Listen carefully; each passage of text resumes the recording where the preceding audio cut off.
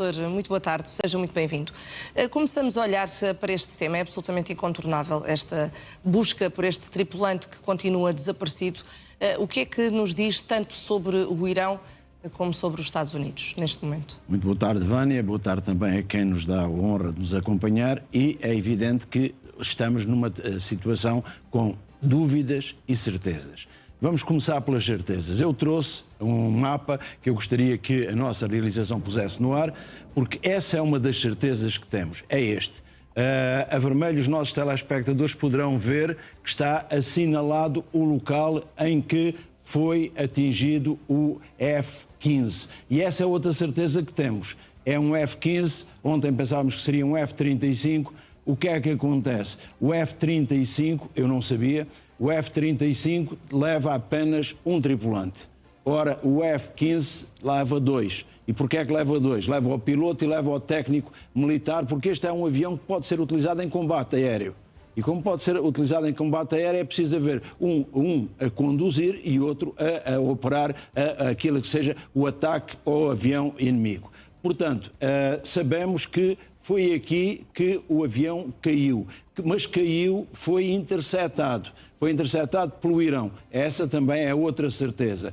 E sabemos também que esta é uma zona muito montanhosa. Estes são os dados objetivos, são os dados conhecidos. Nada sabemos sobre os Estados Unidos, dizem que já recuperaram um dos pilotos. Um dos pilotos que afinal é só um. É um único piloto. Não terão recuperado o técnico. Ora, aqui começam as dúvidas. E porquê as dúvidas? Vamos perceber como é que é uma operação deste tipo. A operação deste tipo obedece àquilo que se chama, primeiro, um elemento de antecipação. Significa que um piloto que vai para estas operações, primeiro é objeto de um treino muito intenso. Um treino de preparação para um cenário de guerra e para a hipótese de vir a ser capturado. Portanto, o que é que acontece? Todos nós sabemos que não havia aqui em Portugal o mesmo treino, por exemplo, para os comandos, que era uma força especial, e para aqueles que eram os soldados ditos do exército normal. Tinham preparação diferente, porque as missões também iam ser diferentes e o risco também ia ser diferente. Neste caso têm preparação concreta para a missão em causa. Exatamente. Não sabem o todo, vá. Sabem. Preparam tudo, antecipam tudo e a preparação deles é muito, muito difícil. Tanto do ponto de vista físico como do ponto de vista psicológico. Para só os mais aptos serem selecionados.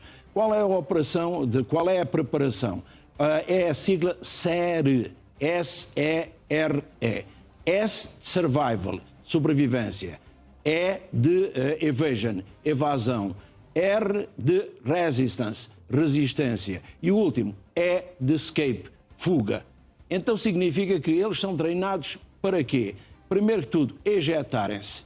As cadeiras têm a hipótese de os ejetar. É carregar no botão e ejetar-se. Depois é preciso, uma vez no solo, precisam de se abrigar. Vamos a ver as cadeiras, precisamente. Exatamente. E estas cadeiras são como que projetadas e eles também são projetados para fora do avião. É uma operação difícil, nem todos sobrevivem, porque é evidente que é um impacto enorme. A seguir, se chegaram ao solo, entra a segunda elemento. Têm de procurar um abrigo. Quando procuram esse abrigo, para tentar o quê? Evitar ser capturados. E, a seguir, devem tentar comunicar com a equipa de resgate. Qual é o elemento importante que temos de perceber e onde é que começam as dúvidas? É que, como é que eles são localizados? Eles são localizados essencialmente pelo GPS do avião. Significa que no ponto de impacto do avião, o avião cai, mas há um GPS, que também há quem diga que o próprio colete deles tem um GPS. Porque depois pode variar a localização, não é? De onde cai o aparelho e onde efetivamente para onde eles foram projetados. Mas será uma área que não será assim tão distante. Ora, aí começam as primeiras dúvidas. Como é que se localizou um e não se localizou o outro dos tripulantes? Como é que se conseguiu já recuperar um e não se recupera o outro? Começa a haver dúvidas aqui. Se efetivamente, primeiro que tudo, um foi recuperado, segundo, se verdadeiramente essa recuperação aconteceu, e depois a outra dúvida, então como só localizar um se estarão numa zona muito próxima? Quando eu digo muito próxima, é relativamente próxima, assim é que estará correto. Depois, há um outro elemento que nos leva a pensar, é que o sinal de GPS do avião não é detectado apenas pela equipa que os vai salvar, é também detectado pela equipa que os vai tentar capturar. Porquê? Porque o Irão que abateu o avião sabe também, monitoriza onde é que ele vai cair. E através do GPS também sabe. Portanto, nós não sabemos, e esse é um ponto de dúvida, ainda só sobre o primeiro avião, nós não sabemos nada sobre o destino dos dois tripulantes. A versão dos Estados Unidos é que um foi recuperado e o outro está em curso uma ação para o recuperar. A visão do Irão é que quem levar estes pilotos vivos ou mortos, de preferência vivos, terá uma recompensa muito elevada. E isto mostra que também o Irão está no encalço de um ou dos dois dos elementos que estavam... O que o senhor está a dizer é que pode haver alguma manipulação por parte dos Estados Unidos nesta comunicação que tem vindo a ser feita? Se não houvesse manipulação de um lado e do outro, haveria imagens que podiam comprovar a identidade do piloto. Foi, portanto, já recuperado e haveria mais informação sobre a operação. Depois há outro dado que nos faz pensar. Esta zona é uma zona grande. Então, porque é que Israel suspendeu, como passa em nota de rodapé, os ataques ao Irão? Precisamente porque percebe que a área que está a ser observada, que está a ser vigiada, é muito grande. Como é que se faz uma operação de resgate numa situação destas? É uma operação que os militares definem como altamente coordenada, mas fortemente sempre protegida. Então significa o quê? Que é preciso meios no ar e meios na terra. E nós pensamos, vai uma equipa de operações especiais que os vai tentar localizar e recuperar. Vai.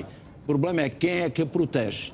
E então o que é que acontece? Há sempre uma aeronave que está apenas a fazer a vigilância.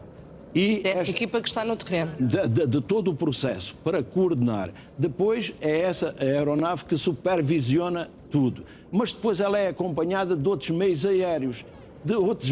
Outras aeronaves, para quê? Para garantirem a segurança, portanto, aérea. Depois tem de haver forças terrestres.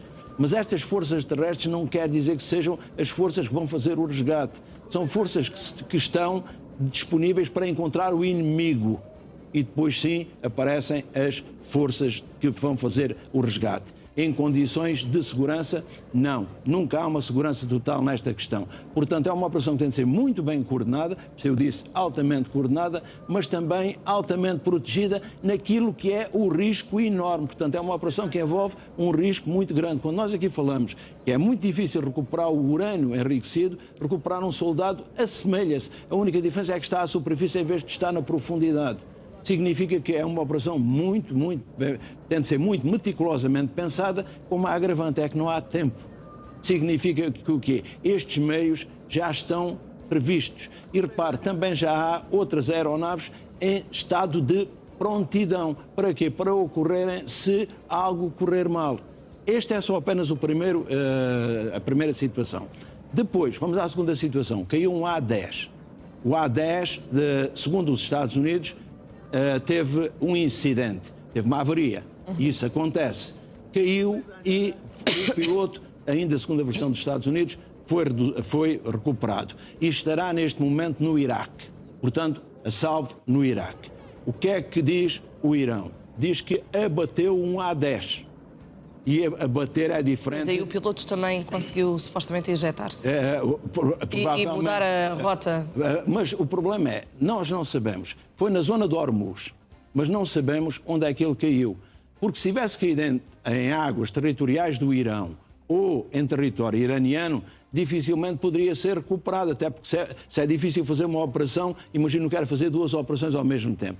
Há quem diga que caiu, portanto, no Golfo Pérsico. E que, portanto, foi daí que foi foi recuperado pelas forças dos Estados Unidos, as forças aéreas dos Estados Unidos, e que estará no Iraque. Qual é o problema que voltamos aqui a ter? É a mesma história. Quem é que o recuperou?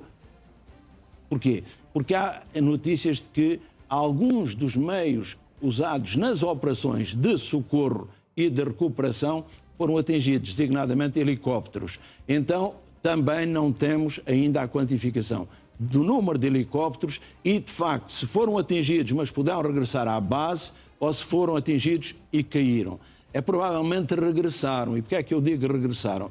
Porque, caso contrário, o Irão já teria dito que tinha abatido também estes helicópteros. Há muita coisa ainda, há dúvidas e há certezas, mas são mais as dúvidas do que as certezas. E depois há um dado muito importante.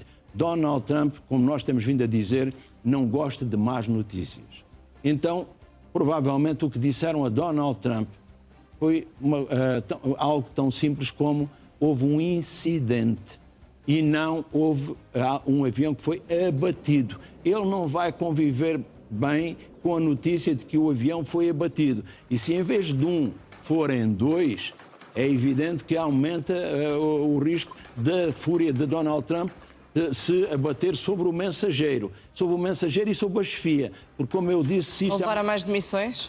Provavelmente, nós daí a pouco falaremos das demissões e perceberemos claramente que se esta é uma operação coordenada, se não for levada a bom porto, é evidente que mais cabeças irão rolar. E porquê é que irão rolar? Porque Donald Trump não sabe conviver com o insucesso. Portanto, os acidentes, os incidentes acontecem.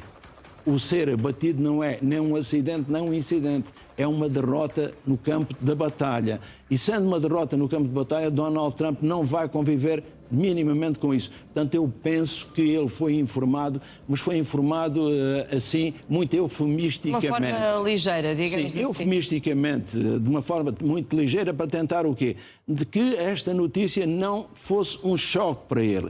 Porque, repare, ele tinha acabado de dizer que a Marinha e a Força Aérea e as defesas do Irão estavam todas destruídas. E ouvimos também, ainda há instantes, Benjamin Netanyahu dizer que o Irão está mais fraco do que nunca, não é? E se ele está mais fraco, como é que consegue estes sucessos? Como é que, verdadeiramente...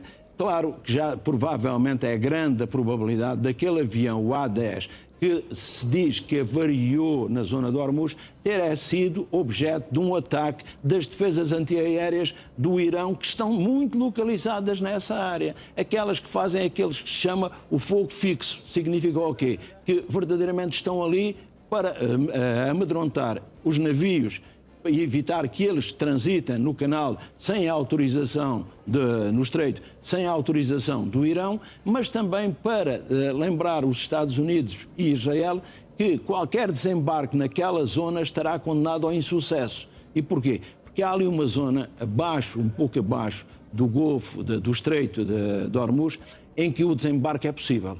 É uma zona relativa. A costa do Irão é muito montanhosa, mas aquela é uma zona relativamente baixa. E então é possível fazer aí um desembarque. Então, se o Irão tem consciência que é possível fazer aí um desembarque, é evidente que é aí que vai concentrar o máximo de defesas antiaéreas, mas também o máximo de defesas que lhe permitirão repelir uma invasão. Portanto, o que é que eu estou a pretender dizer? É que a situação tem ainda muitas nuances, tem muitas dúvidas. E tem muitas dúvidas porquê? Porque de um lado e do outro há a censura de guerra. E a censura de guerra, os nossos telespectadores talvez não saibam, mas um livro que eu escrevi sobre a censura em Portugal, quando falámos na Primeira Guerra Mundial, em Portugal entrou, todos nos lembramos do numeroso grupo de portugueses que morreu, por exemplo, na Batalha de Lalis, em França. Então, o que é que acontece na Flandres, mais concretamente? Então, o que é que acontece? Os jornais saíam com pedaços em branco. Significa o quê? Havia notícias que tinham de ser retiradas para censura. Para quê?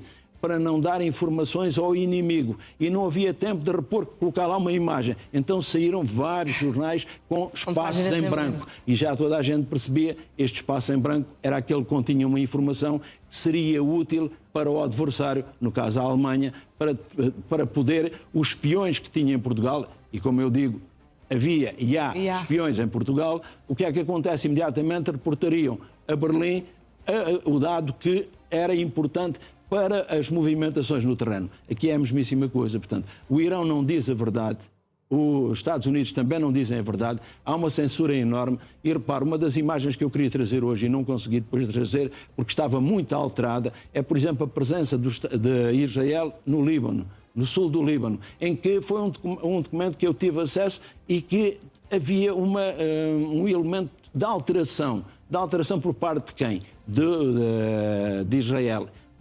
Daquilo que se chama a vigilância, a censura interna do exército israelita. Porquê? Porque poderia dar informação do ponto exato em que estava a ser feita a operação. A guerra é isto. A guerra, portanto, é feita mais da ilusão do que da ilusão que é vendida. Exatamente. A realidade vive-se no terreno.